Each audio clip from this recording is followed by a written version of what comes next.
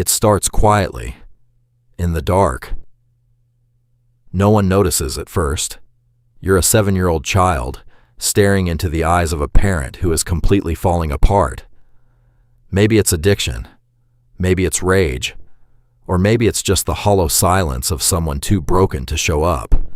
Your throat goes dry, your chest tightens, and without a single word, something ancient clicks in your small mind. If I don't hold everything together, no one will.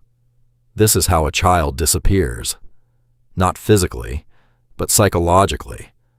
You learn to smile more. You cry less. You learn to read the room before you even dare to breathe. Suddenly, you're the emotional thermostat for the entire house. A small adult long before your mind is ready. And the world praises you for it. They look at your frozen, terrified compliance and say, "You're so mature, you're so responsible." But no one ever stops to ask, at what cost? This is the invisible grief of those who grew up too fast. These survival patterns don't vanish with age. They follow you into your relationships, your career, and your deepest sense of self-worth. If you don't understand what happened, you'll spend your adult life repeating the rules that once saved you, but are now slowly killing you.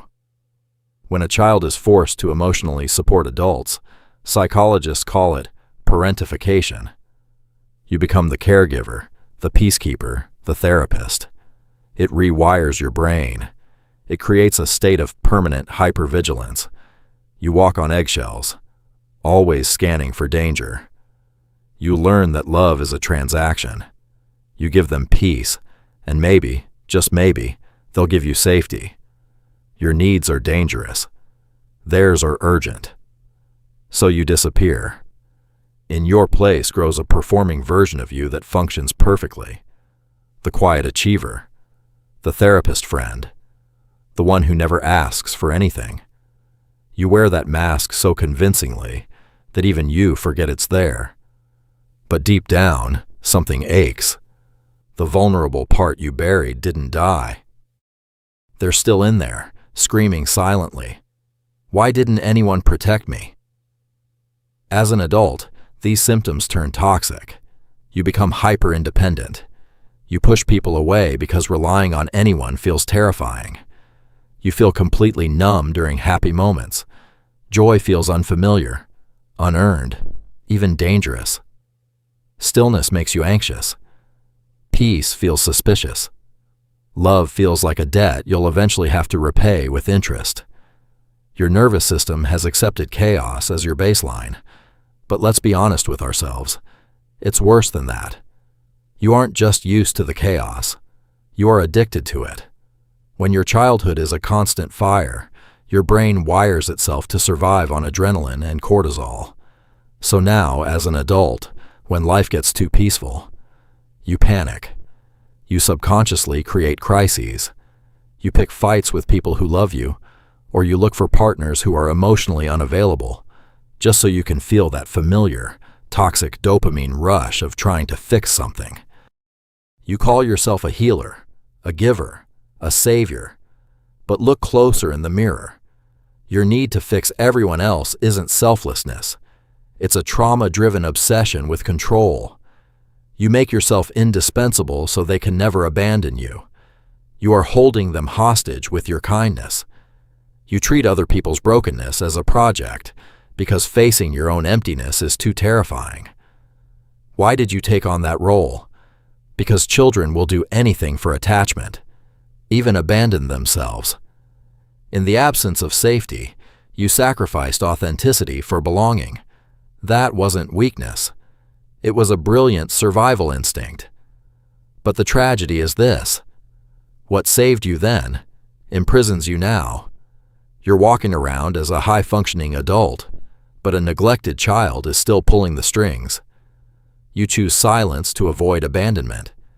You take care of everyone else, but secretly wish someone would just look at you and ask if you're okay.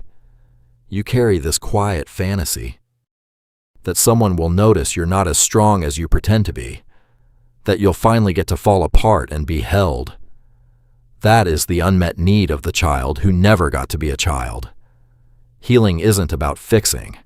It's about witnessing.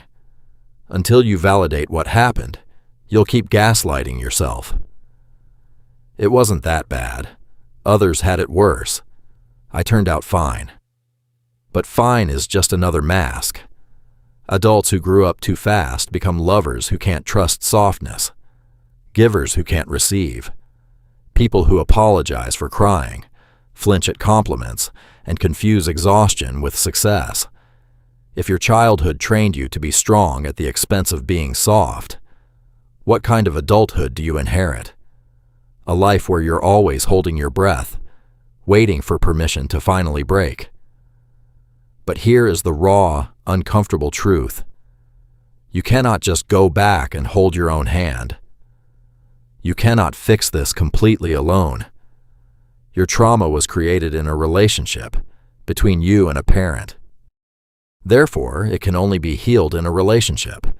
Trying to hyper-independently heal yourself in an isolated room is just you repeating the same exact survival pattern from when you were 7 years old. Don't trust anyone. Do it all yourself. You are trying to use the disease as the cure. Real healing requires the ultimate terror, allowing yourself to be seen, to be weak, and to be held by someone else. This is where the real work begins. Not performing, not bypassing the pain with fake positivity, but turning toward the abandoned parts of yourself and saying, I see you now. I'm not leaving. It's brutal. It asks you to feel the heavy grief you never had time for, to sit with the rage, the sorrow, and the unmet needs, to mourn the birthdays where no one showed up, to weep for the innocence you lost while trying to protect the people who should have been protecting you. But that grief isn't weakness. It's proof that the ice inside is finally melting. You might still play the therapist in all your friendships, terrified of being a burden. You might overfunction in relationships, always fixing, managing, over-explaining, and wondering why you feel so hollow inside. These are not personality traits. They are coping strategies, and they can be unlearned, but only when you stop idolizing your strength and start honoring your wounds. Ask that child from your past, what did I need back then that I never got? You might hear them say, I needed it to not be my fault. I needed someone to ask how I was doing. I needed to play without fear. Slowly, you begin to let others give those things to you, not to fix the past, but to stop reliving it.